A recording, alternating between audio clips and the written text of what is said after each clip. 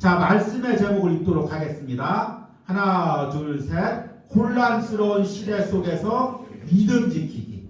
우리 다니엘서 묵상 설교이자 마지막 세 번째 설교입니다. 넘어가서 직장에서 현타가 올 때, 목사님이 우연히 인터넷 기사를 보다가 기사 제목이 너무 재밌어서 한번 관심 있게 봤습니다. 기사 제목이 직장에서 현타가 올 때. 현타가 뭐예요? 현자 타임. 몰라요? 현타가 현실 자각 타임. 열심히 일하다가 갑자기 현실에 빵 부딪혀가지고 정신이 번쩍 들 때. 좀 좋은 쪽으로 정신이 번쩍 드는 게 아니고 좀 낙심하고 좀 무너지는 쪽, 안 좋은 쪽으로 정신이 번쩍 들 때. 그래서 직장에서 현타가 올 때 1위부터 5위까지 참고로 10명 중에서 9명이 직장에서 현타를 맛봤대요. 첫 번째, 워라밸을 포기하고 일하다가 건강에 무리가 올 때. 아마 이제 우리 젊은 청년들은 좀 여기 좀 그 공감이 잘 안 갈 거야. 근데 목사님 나이가 되면은 이 1번을 많이 느껴요. 열심히 일을 했는데 모든 걸 포기하고 열심히 일을 했는데 어느 순간 건강이 그냥 확 나빠졌을 때. 건강이 최고인데 경에는 좀 건강을 느끼겠다. 아니야? 그 경에는 아직 건강이에요. 아직 젊어. 그렇게 느낄 때가 있어. 근데 별로 공감을 안 해, 이거. 근데 1번하고 2번하고 거의 비슷한, 그 확률이 거의 비슷한데 2번은 뭐냐면 부동산 관련 뉴스를 들을 때. 열심히 일하고 있는데 이래가지고 이제 뭐 한 달에 뭐 몇십만 원, 100만 원 열심히 저축하고 있는데 갑자기 부동산이 하루에 한 달에 1억 올랐다, 2억 올랐다, 막 10억 올랐다 그럴 때 일은 해서 뭐하나, 저축은 해서 뭐하나, 연봉은 모아서 뭐하나, 그럼 막 낙심이 들 때가 있대. 3위는 내가 애사심을 가지고 열심히 일했는데 회사가 나를 그렇게 생각하지 않을 때. 나는 이 회사뿐이다. 이 회사를 위해서 열심히 일해야겠다. 그런데 회사에서 너 아니어도 돼. 다른 사람으로 대처하면 돼. 그럴 때 현타가 온다는 거야. 네 번째, 내가 끙끙대는 일을 동료가 한순간에 해결했을 때. 다섯 번째, 동료와 지인들의 재테크 수익률을 들을 때. 이거 종환이가 안 왔네. 재테크 수익률을 들을 때. 이때 열심히 일했는데 한 사람 뭘 해가지고 비트코인을 해가지고 연억을 벌었다고 할 때 일은 해서 뭐하나. 그래서 이 뉴스 끝에 무슨 이야기를 하냐면 지금 현대 젊은 직장인들이 일할 의욕을 다 잃었대.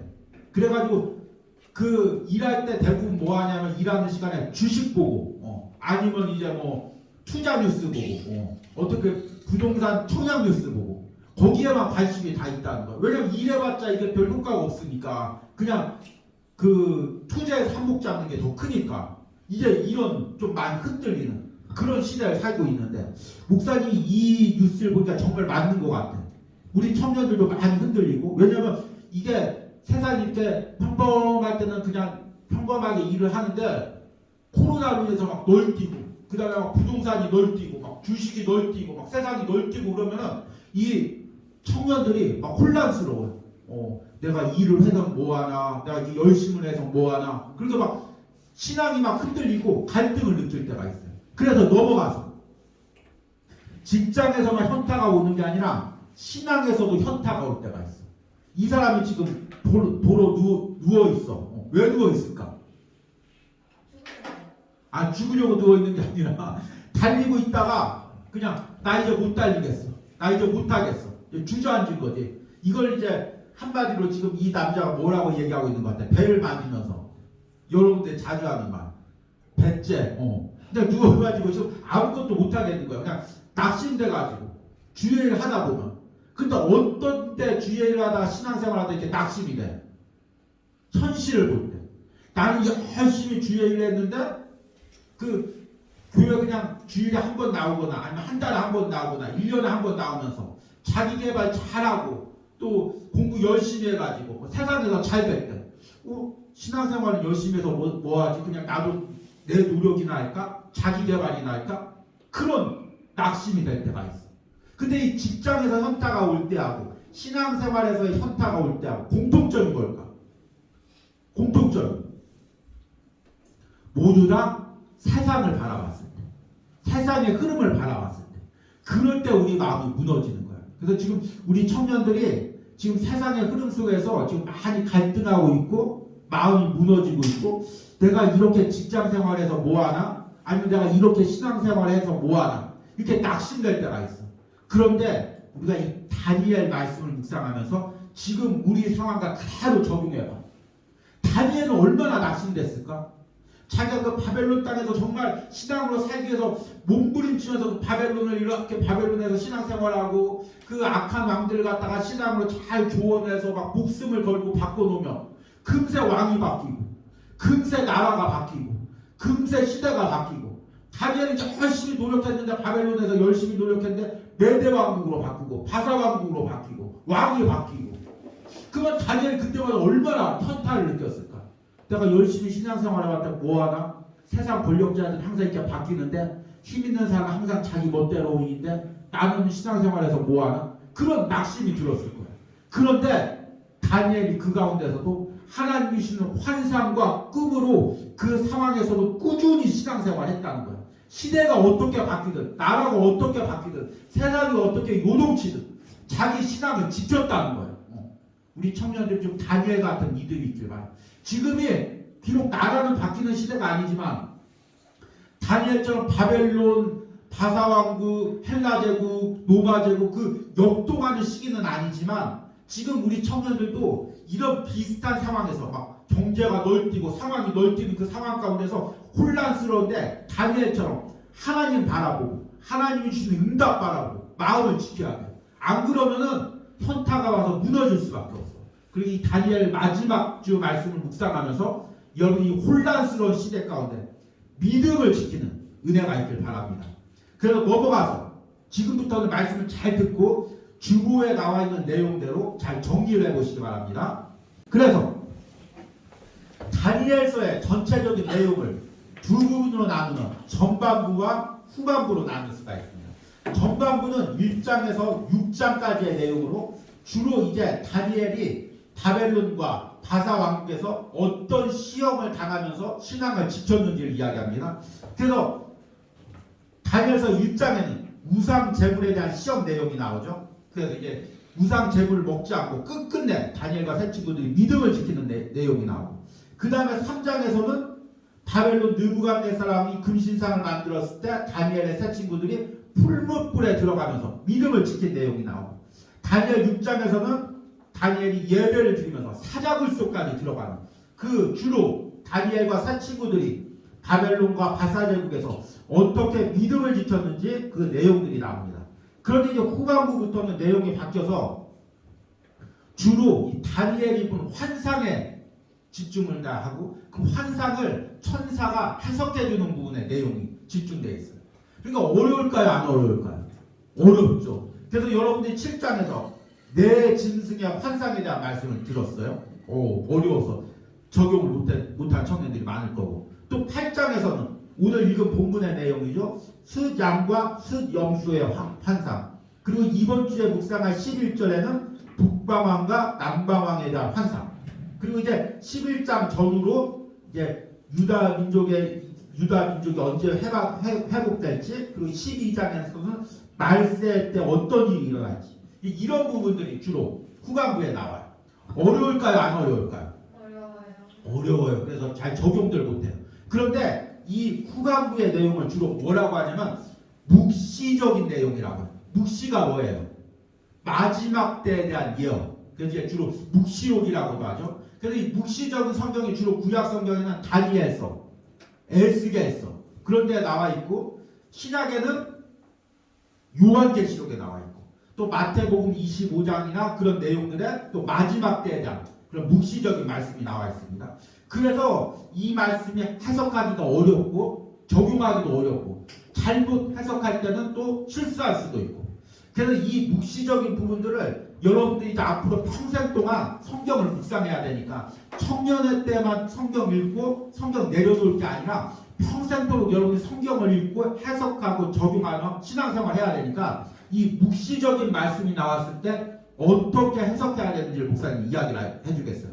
너무너무 중요한 내용이에요. 잘 들어보길 바랍니다. 넘어가서 묵시적인 성경을 해석하는 방법. 이 빨간 글씨로 쓴 두 가지가 가장 중요하다는 거예요. 첫 번째는 성경이 쓰여진 시대를 이해해야 돼. 666이 나온다.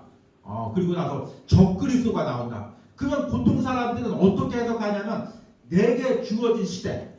이 시대 적그리스도가 누구지? 이 적그리스도 트럼프 얘기하는 거 아닌가? 이 트럼프가 교회들 다 핍박하고 자기가 왕관을 쓰고 왕노릇하는 거 아닌가? 트럼프 대적하면서 기도해야 되나? 자꾸 내 시대, 내 상황에 맞춰가지고 자꾸 이 성경의 묵시록을 해석해요.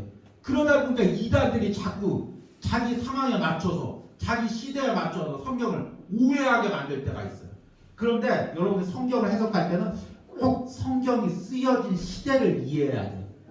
다니엘서를 여러분들이 묵상하면서 그 묵시적인 말씀을 묵상하면서 다니엘이 살았던 시대, 다니엘 이후의 시대에 대해서 어떻게 이어지는지 그 역사적인 상황과 성경을 조화를 해야지 그냥 그 말씀을 그냥 바로 내 시대에 적용하면 안 돼요.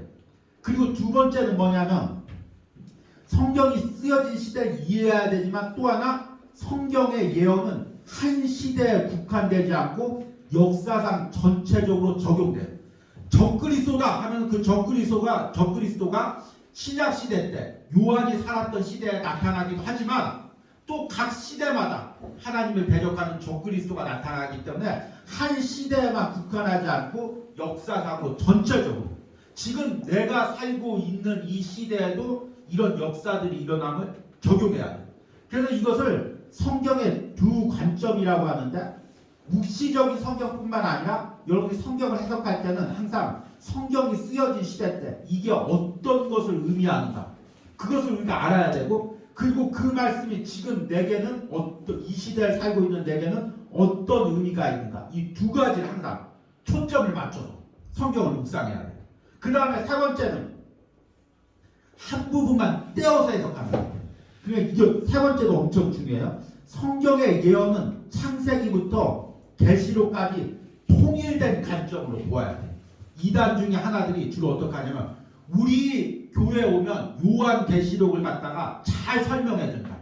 그래서 이제 초신자들 많이 유혹을 해봐요. 야 너희 교회 담임 목사님 요한계시록 설교하냐? 우리 목사님 요한계시록 별로 설교 안 하는데 그거는 요한계시록을 설교할 줄 몰라서 그렇다. 우리 교회에 오면 요한계시록을 처음부터 끝까지 잘 해석해 주기 때문에 우리 교회가 참된 교회다. 맞을까요? 틀릴까요? 요한계시록이 중요하지. 그런데 요한계시록이 다른 성경보다 중요할까 안 중요할까? 똑같이 중요하지. 요한계시록이 중요하면 창세기도 중요하고 출애굽기도 중요하고 그리고 요한계시록은 마지막 때에 대한 예언이잖아. 그러니까 초신자들에게 창세기도 모르고 출애굽기도 모르고 요한복음도 모르고 로마서도 모르고 그냥 데려다가 요한계시록을 해석하는 다르게 해석을 할까 틀리게 해석을 할까 아무것도 모르는 상태에서 그 고단에서 잘못 가르쳐도 잘못 비유를 해석해도 그대로 그냥 그게 전부인 줄 알고 받아들이는 거야. 그게 꼭 어떤 경우냐면 야 너 수학할 줄 알아? 몰라? 미분적분 몰라? 너희 학교에서 미분적분 안 가르치지? 우리는 가르쳐 줄 수 있어. 일로 와 미분적분 배워.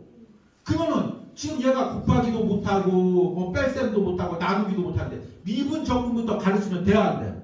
완전 오해하고 이해도 못하잖아. 요한계시록부터 가르치는 게 꼭 이런 경우야. 그러니까 여러분들이 성경은 창세기서부터 계시록까지 통일된 관점으로 봐야 돼. 목사님이 생명의 삶을 여러분들 쭉 이렇게 분야별로 강조하는 게 7년이면 목사님과 7년을 함께하면 신약은 2번, 구약은 1번 전체적으로 다 보는 거야. 성경은 전체적으로. 7년 동안 목사님이랑 함께할 사람 없어. 이미 7년도 함께한 것 같아. 그래서 성경 전체적으로 본 것 같아. 잘 기억이 안 나. 그래서 여러분들이 계속해서 내년에도 마태복음부터 체계적으로 차례로 성경을 전체적으로 보는 의미. 그래서 중요하다는 거예요. 그리고 네 번째, 이거 네 번째도 너무 중요해요. 성경의 상징이나 숫자는 문자 그대로 해석하지 말고 성경 전체적인 관점에서 보아야 돼요. 마지막 때 666 표를 받으면 지옥 간다. 마지막 때 그러면 폰에다가 666 찍히는구나. 조심해야 되겠다. 그게 아니라는 거야. 그게 상징적인 의미가 있다는 거야.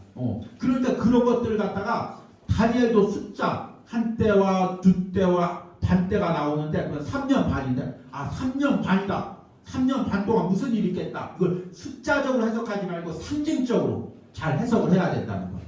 자, 그래서 넘어가서 자 이제 다니엘이 환상을 봤어요. 여러 가지 후반부에 환상이 나오지만 가장 중점적인 환상이 7장에 나오는 네 짐승의 환상과 8장에 나오는 순양과 순염소의 환상이에요. 여러분들 다 묵상했죠? 묵상한 내용들 다 기억에 떠올려봐요. 다니엘이 환상을 보니까 바다에서부터 네 짐승이 나와요. 첫째 짐승은 뭐예요? 사자예요. 근데 사자가 어떻게 생겼어? 날개가 생겼어요. 그 다음에 두 번째 짐승은 뭐예요? 곰이에요. 곰. 근데 곰의 특이한 점이 뭐예요? 성경들 다 지금 이번 주에 진짜 묵상들 다들 안 했어. 다들 지금 헤매고 있어. 곰은 입에 뭘 물고 있어요? 와 진짜 안 읽었나 봐. 새 갈빗대를 입고 있어요. 다음 주에는 묵상 잘 해오길 바라요. 그 다음에 세 번째는 표범인데 표범은 뭐가 틀려요? 날개가 있고 머리가 몇 개예요? 머리가 4개가 있고 그 다음에 네 번째 짐승은 어떻게 생겼어요? 용같이 생겼는데 사실은 그림에는 용같이 그렸지만 성경에는 정확한 형상이 안 나와요. 괴물같이 생겼는데 그 괴물의 특징이 뭐냐면 머리에 뭐가 있어요? 뿔이 있는데 몇 개 뿔이 있어요? 10뿔. 10뿔이 있어요. 그래서 시험 보면 10개예요. 그 중에 몇 번째가 커요? 네 번째 뿔. 그 작은 뿔이 나와서 점점 커져서 앞에 3개 뿔을 갖다가 삼킨바래요. 자, 두 번째 환상을 보았어요. 두 번째 오늘 읽은 말씀이죠. 울레 강변에서 그 다니엘 환상을 보니까 순양이 2개의 뿔이 있어요. 이 뿔을 가지고 막 사방을 들어갔는데 당할 짐승이 없어. 그래서 이 순양이 막 온 세계를 다니면서 우뚝 서가지고 왕도로 사는 거야. 그런데 서쪽에서 순염소가 나타나. 그래서 이 순염소가 뿔을 가지고 순양을 들이받아. 그런데 이 강했던 순염소한테 그냥 한순간에 무너지고 이 순양이 갖다 순염소가 세계를 지배하는 거예요. 근데 이 순염소에서 중요한 게 뭐냐면 4개의 뿔이 나와. 근데 그 4개의 뿔 중에서 1개의 뿔이 점점 커지더니만 강해져가지고 스스로 왕도를 타고 하나님의 백성들을 대적하고 성전을 무너뜨리고 예배를 못 드리게 하고 그런 역사가 일어나. 그 환상을 보았습니다. 자, 이 두 가지 환상이 무엇일까요? 자, 정확한 건 아니에요. 그런데 이 다니엘서 환상을 해석하기가 그나마 쉬운 부분이 뭐냐면 요한계시록과 틀리게 다니엘은 환상을 다니엘이 보고 그 뒤에 무슨 얘기를 하면 천사가 와서 그 환상의 의미를 해석해 주는 거예요. 그래서 어느 정도 성경을 통해서 이 부분을 짐작할 수 있는데 이 네 짐승은 다니엘과 다니엘 이후에 나타날 네 나라들 상징이에요.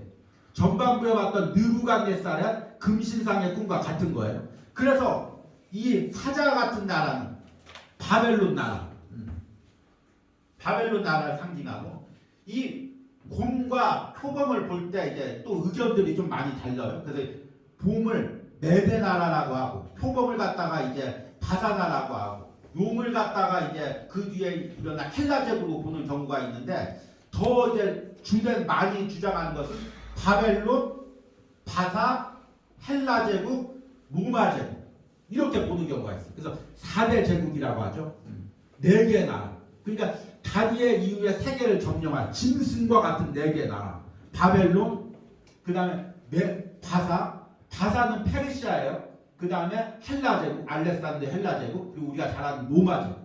이렇게 4개 나라가 있는데 이 짐승들의 모습을 보면 4개의 나라의 그 특징을 너무 잘 묘사하고 있어요. 바벨론이 사자같이 강하고 날개가 있어서 범위를 강대하게 이루고 그 다음에 이 페르시아와 짐승처럼 이 이빨을 가지고 다른 나라들을 막 삼켜버리고 그 다음에 헬라 제국 표범의 특징이 뭘까요? 표범의 특징 표범 가죽 너무 비싼 거 표범 가죽 그게 아니라 표범은 빠른 게 특징이잖아요. 그러니까 헬라 제국은 알렉산더의 군대를 통해서 순식간에 몇십 년, 10년도 안 되는 그 순간에 빠르게, 아주 빠르게 온 세계를 다 정복해요. 그래서 이 헬라 제국, 그런데 머리가 4개야. 나중에 4개의 나라로 나눠져요. 그 다음에 이빨에 철이 있어서 모든 것을 삼켜버린 무시무시한 괴물, 역사상 가장 강했던 로마 제국, 철로 군대로 세계를 정복하고 그 로마 제국에서 10개의 뿔이 나오는 중 그 4개 중 4개가 적그리스도가 나와서 교회를 대적한다는 그런 의미를 담고 있는 게 이 내짐승의 환상이에요. 그리고 나서 이제 오늘 읽은 말씀 순양과 숫염소의 환상은 뭐냐면 이 순양은 바사 제국을 의미하고 순염소는 헬라 제국을 의미해요. 그런데 이 두 가지 환상들이 왜 중요하냐면 이후에 다니엘 이후에 세계가 어떻게 움직일지를 이 환상을 통해서 하나님이 보여주셔요. 그래서 그 세계 요동치는 가운데 중요한 게 뭐냐면 하나님의 관심은 어디에 있냐면 믿는 사람들이 그 요동치는 세상 속에서 어떻게 살아갈지를 거기에 관심이 있는 거예요. 그래서 이 오늘 말씀에 나오는 양과 염소의 환상에서 이 역사의 격변기 속에서 하나님의 백성들이 무지막지하게 어려운 핍박을 당해요. 예배를 못 드리게 하고 믿는 자들이 핍박을 당하고 성전이 무너지고 신앙이 무너지고 이런 시대가 올 것을 지금 다니엘이 예언하고 있고 그 가운데서 하나님이 이 모든 것도 하나님이 준비하신 거기 때문에 믿음으로 바로 서라고 지금 하나님께서 이것을 보여주는 거예요. 그래서 이 부분들을 다 목사님이 자세히 설명해 주기는 시간이 너무 많이 가고 그래서 목사님이 오늘 읽은 순양과 순염소의 환상만 순염소와 순양에 대한 그 환상만 목사님 좀 말씀을 통해서 여러분을 풀어줄 테니까 여러분이 이 말씀을 잘 듣고 여러분 삶에 적용하고 왜 이게 중요하냐면 이 내용이 어디로 이어지냐면 이번 주에 묵상할 다니엘 11장으로 또 이어져요. 그러니까 이 말씀을 이해해야 다니엘 11장을 또 해석할 수가 있어요. 그래서 이제 넘어가서 순양에 대한 환상. 자, 우리 1절부터 우리 4절까지 교독으로 한번 읽어보겠습니다. 나 다니엘에게 처음에 나타난 환상 후에 벨사살 왕 제3년에 다시 한번 환상이 나타나니라.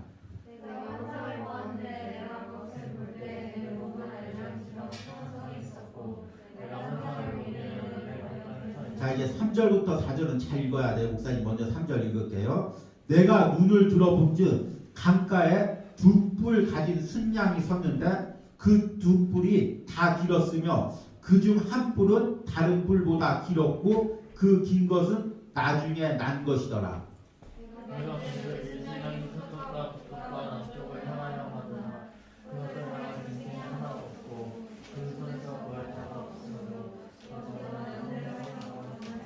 자, 오늘 보니까 이 순양이 뿔이 2개가 있다고 했어.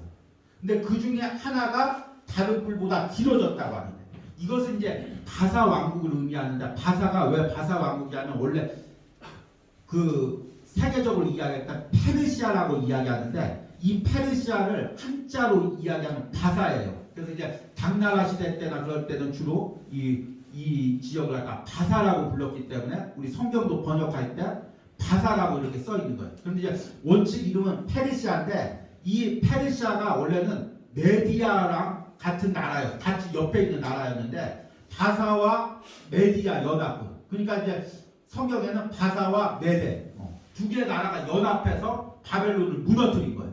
그런데 이제 그 중에서 한 뿔이 더 길어졌어요.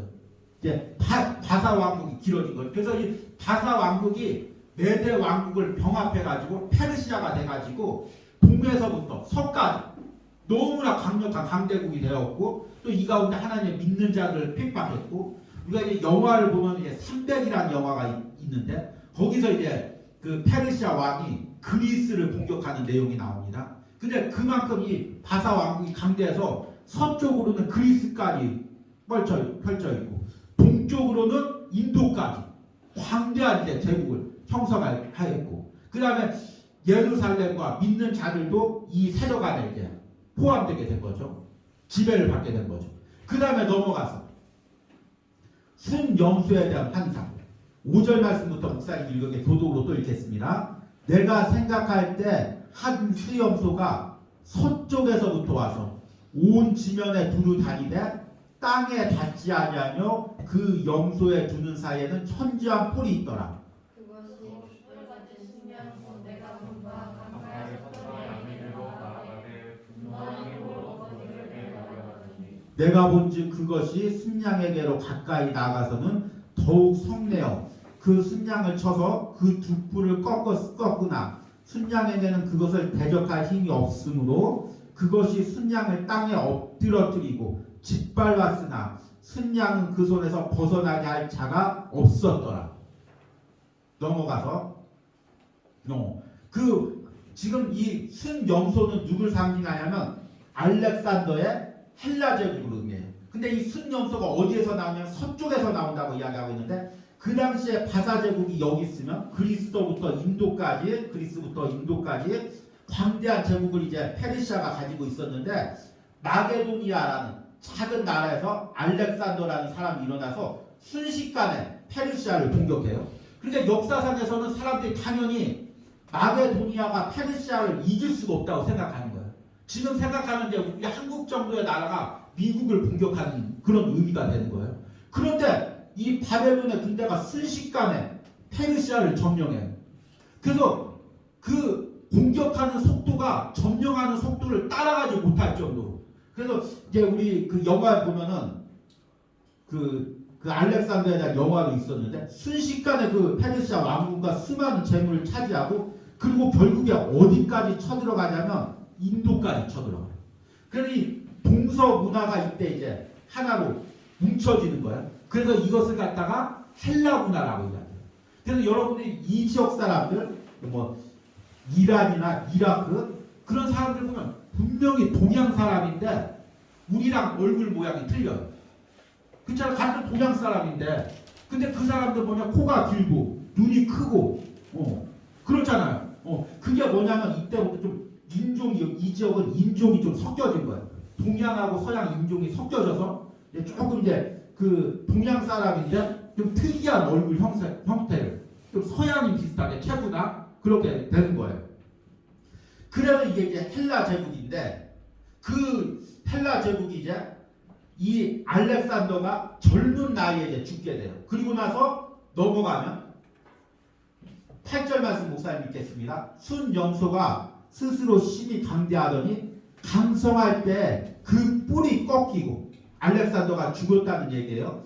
그 대신 천지한 뿔 넷이 하늘 사방을 향하여 났더라. 9절 읽겠습니다.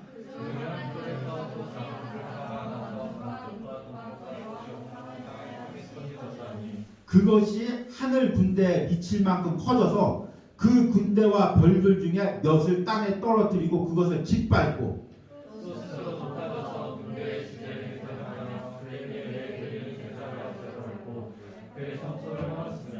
이 순양의 네 뿔이란 뭐냐면 알렉산더가 죽고 나서 네 명의 장군을 통해서 그 넓은 땅을 네 명의 장군에게 나눠줘요. 근데 그 중에서 이제 시리아를 차지한 한 장군의 후손이 점점 세력이 강해져서 다른 세 개의 나라를 집어삼킬 만큼 힘이 강해지죠. 그리고 그 사람이 예루살렘에 들어가서 예배를 못 드리게 해요. 그리고 넘어가서 12절 그 악으로 말미암아 백성이 매일 드리는 제사가 넘긴 바 되었고 그것이 또 진리를 땅에 던지며 자의로 행하여 형통하였더라.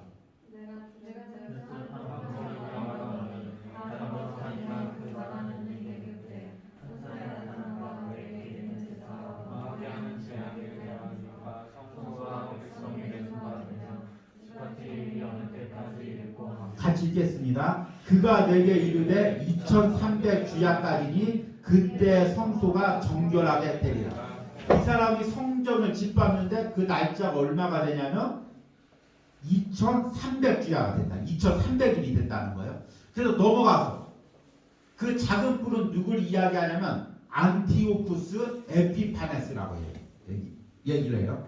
근데 흔히 이 사람은 그냥 에피파네스라고도 부르고 안티오쿠스 4세라고도 부르는데 이 동전 주화에 나타난 사람이 이제 이 안티오쿠스예요. 근데 이 사람은 아주 계략이 많고 교묘하고 잔인한 사람으로서 술수를 부려서 왕을 차지하고 술수로서 자기 땅을 넓히고 자기가 스스로 제우스라고 생각한 거예요. 그래서 동전을 만들 때 한쪽 면에는 자기 얼굴을 넣고 한쪽 면에는 제우스 그림을 그려놓고 그래서 자기가 이 땅에 나타난 제우스라고 생각을 한 거예요. 그리고 나서 예루살렘 성전을 점령해서 하나님을 갖다가 폐하고 그 하나님의 성전에 갖다가 누구를 앉혀놨냐면 제우스 신상을 앉혀놓은 거예요. 그리고 이제부터는 하나님께 예배하지 말고 제우스에게 예배하라. 나에게 예배하라는 의미예요. 그리고 나서 너희들이 섬겼던 하나님이 결국에 누구냐? 제우스라는 거. 신앙을 좀 혼란시키는 거죠. 그러면 그 이야기를 유대 백성들이 들었을까요? 안 들었을까요? 들었어요.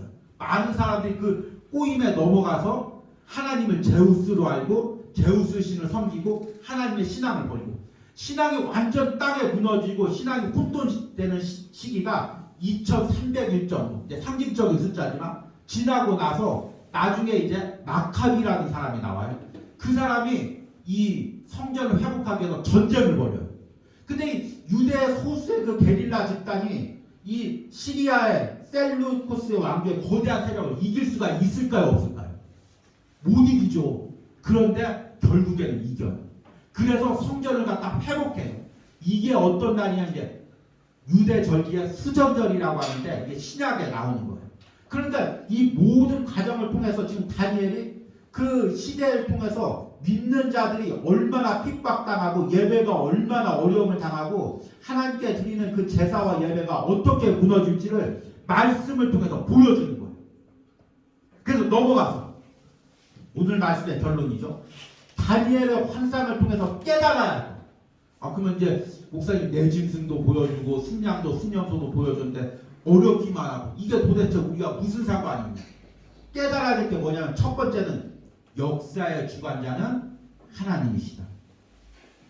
바벨론, 바사, 헬라 제국, 로마 제국이 일어나고 그 괴물 같은 나라들이 믿는 자들 삼키고 공격하지만 그들이 스스로 힘이 있어서가 아니라 그 모든 역사의 주관자가 누구냐면 하나님이라는 거예요. 오늘 이제 우리 직장인들 나눔할 때 상사가 이제 퇴직을 했다는 얘기도 들고 그럼 또 다른 상사가 오겠죠. 근데 전에 갔던 상사보다 새로운 상사가 좋을까요? 안 좋을까요? 모르죠. 근데 목사님 생각엔 그놈이 그놈일 것 같고 다 정말 물론 좋은 사람도 오겠지만 다 때로 세상 권력자들이 믿는 사람들 핍박하고 억압하고 누르고 그런데 그 모든 것도 하나님께서 주관하신다는 거죠. 그리고 두 번째는 뭐냐면 하나님의 연단은 정한 시간이 있다는 거죠.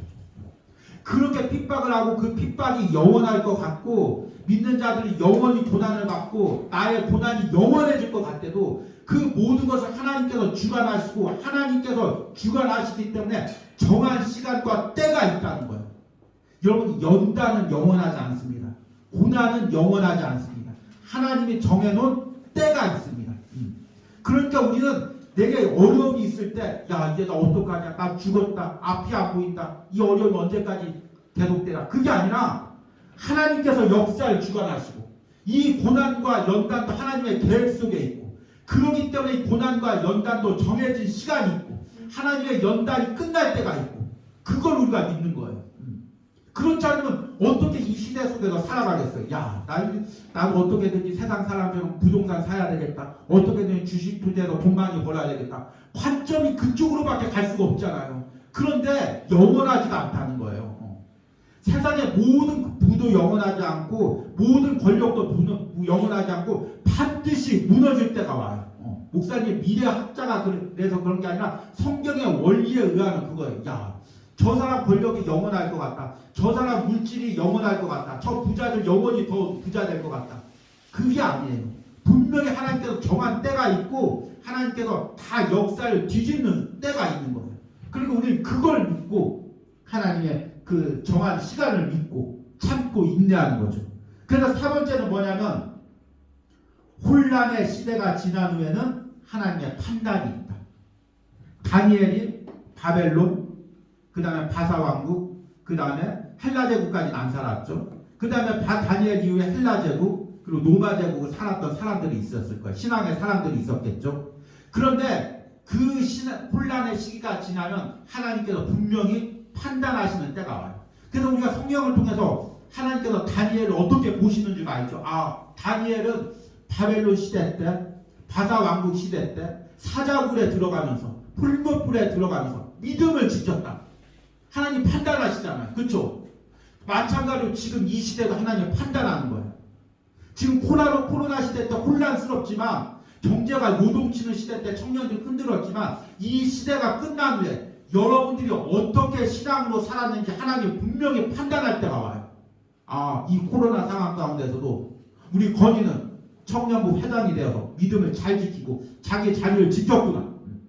그 세상 경제가 요동치고 사람들이 다 부동산과 주식에 막 흔들릴 때 우리 보람이는 믿음을 잘 지키고 흔들리지 않고 하나님 바라보고 살았구나. 하나님께서 다 판단하시는 시기가 오는 거예요.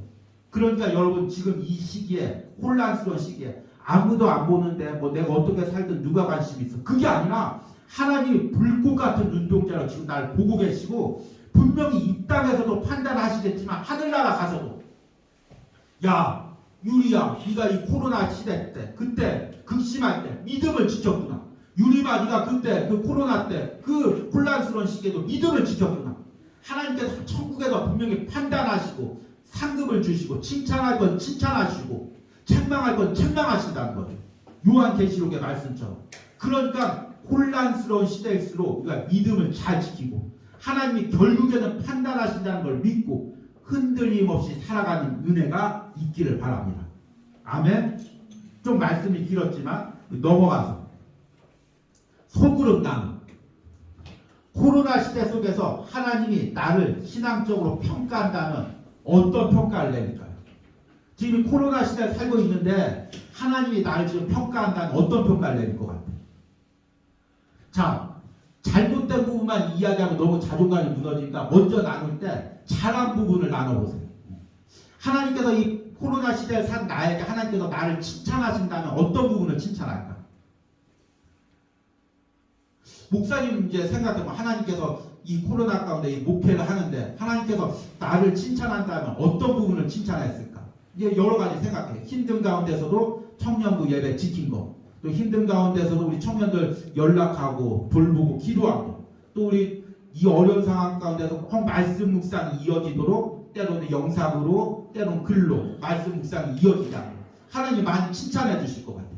그런데 또 반면에 하나님께서 책망하시는 부분은 무엇일까? 이 코로나 시대 가운데 코로나에 눌린 가운데 더 기도하지 못했던 거, 코로나에 눌린 가운데 예배 나오지 못했던 거, 코로나의 상황 가운데 마음이 요동쳐서 말씀 묵상하지 못했던 거, 그런 거 어떤 부분이 책망할지, 그리고 나서 하나님께 더 칭찬을 받으려면 어떻게 해야 될지, 이것을 이제 소그룹 가운데 나눠보시는 은혜가 있길 바랍니다. 이해하셨죠? 예. 넘어가서 기도문 쓰는 시간을 갖도록 하겠습니다. 내가 지금 시대 속에서 마음이 무너지고 신앙의 혼란스러운 부분은 무엇입니까? 지금 내가 혼란을 느끼고 있는 부분은 무엇입니까? 코로나 상황 가운데 경제가 요동치는 가운데 혼란을 느끼고 있는 부분이 무엇입니까? 이 부분을 하나님께 고백하고 내가 다니엘처럼 하나님이 주는 확신 속에서 흔들리지 않는 신앙을 지키게 해달라는 기도문을 적어보시기 바랍니다. 우리 잠깐 기도문 적는 시간을 가질 텐데, 내가 지금 이 시기에 무엇 때문에 혼란스러워하는지, 무엇 때문에 마음 흔들리는지, 무엇 때문에 요동치는지 솔직하게 하나님께 고백하고, 하나님 이런 상황 가운데서도 마음을 지키게 하여 주시옵소서, 믿음을 지키게 하여 주시옵소서, 우리 기도문으로 적어보시기 바랍니다.